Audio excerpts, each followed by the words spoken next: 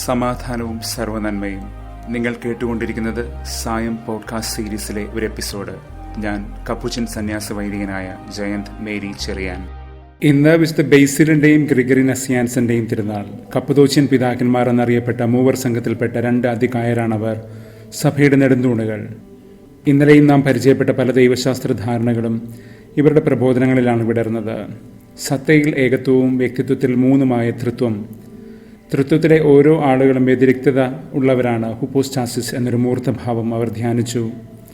വചനം മാംസമായി എന്ന് ശ്രീഹ പറയുമ്പോൾ മനുഷ്യനും ദൈവവും സമഞ്ജസമായി സമ്മേളിച്ച ആ ഹുപ്പോസ്റ്റാസിസ്, അതിനെ തന്നെയാണ് നമ്മൾ ധ്യാനിക്കേണ്ടതും.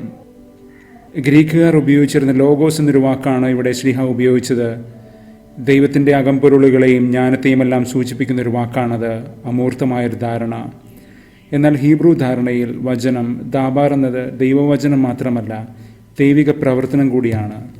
അതായത് ദൈവത്തിൻ്റെ ആന്തരിക ചലനങ്ങൾ പോലും ക്രിസ്തുവിൽ നമുക്കായി ദൈവിക ശക്തിയുടെയും മഹത്വത്തിൻ്റെയും പരമമായ പ്രകടനമായി പ്രതിഫലിക്കുകയാണ്.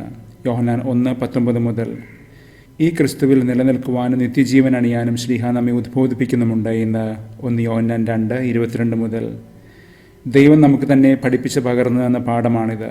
മറ്റാരും നമ്മെ പഠിപ്പിച്ചതല്ല, മറ്റാരും നമ്മെ പഠിപ്പിക്കേണ്ട ആവശ്യവുമില്ല. ഹെബ്രായർ 8:11, ജെറമ്യാ 31:34. കഴിഞ്ഞ ദിവസങ്ങളിൽ നാം ശ്രദ്ധിച്ചു വരുന്നത് പോലെ ആ ആന്തരിക ജ്ഞാനം. കഴിഞ്ഞ ദിവസങ്ങളിൽ തന്നെ നാം ധ്യാനിച്ചു കൊണ്ടുവരുന്ന സങ്കീർത്തനം 96 കൂട്ടുപാട്ടാണ് ഇന്ന് സങ്കീർത്തനം 98.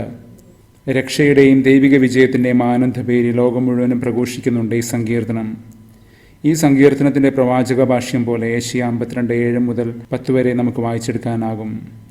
പ്രവാസികളെ ദൈവം തിരിച്ചു കൊണ്ടുവരുന്ന സുന്ദരമായ വഴികളാണ് അവിടെ പ്രവാചകൻ വിരിച്ചിട്ടത്.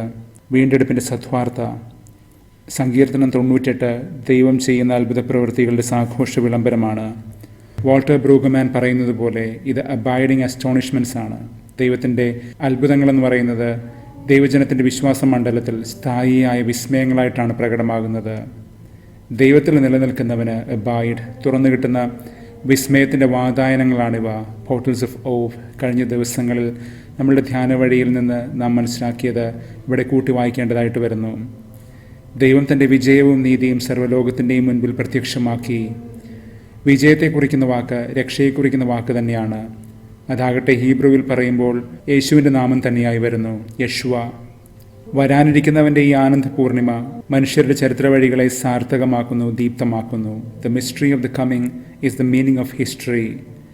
നമ്മുടെ ഇടയിൽ നിലനിൽക്കുന്ന എന്നാൽ നമുക്ക് കാണാനാകാത്ത ഈ ദൈവരാജ്യ രഹസ്യത്തെ, ക്രിസ്തുവിനെ തന്നെ നമ്മൾ കാണാതെ പോകുന്നുണ്ട് എന്നൊരു താക്കീത് ഇന്ന് സ്നാപകൻ ഉന്നയിക്കുകയാണ്. യോഹന്നാൻ 1:26. ഞാൻ അവനല്ല, അവൻ വരാനിരിക്കുന്നവനാണ്, എന്നേക്കാളും വലിയവൻ.